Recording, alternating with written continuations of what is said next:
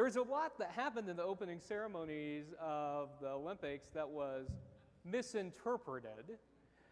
And you likely saw the viral image on social media of the Last Supper. Did you all see this? They had folks in drag and people in the LGBTQ plus community, and then this blue person who folks were saying was Jesus, scantily clad.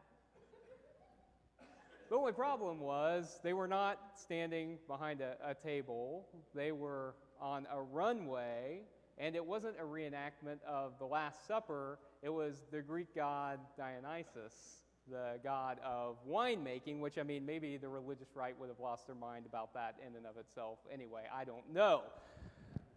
But here's the thing. I was thinking about this and how folks misinterpreted this, and it got me thinking about how often people jump to conclusions with only a little tiny itty bit of information.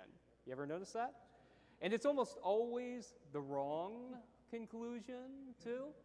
And I was thinking about how the religious right has done this not just with viral images on the internet, but with many of the teachings of Jesus.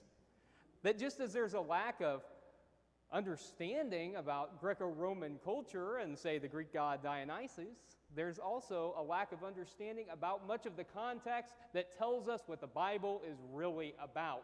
And that leads to interpretations that are hateful rather than loving, you see? It also struck me as kind of funny because if Jesus were to have a Last Supper, I think the folks that were there on that runway would be the people who Jesus would sit down with and eat with, you see?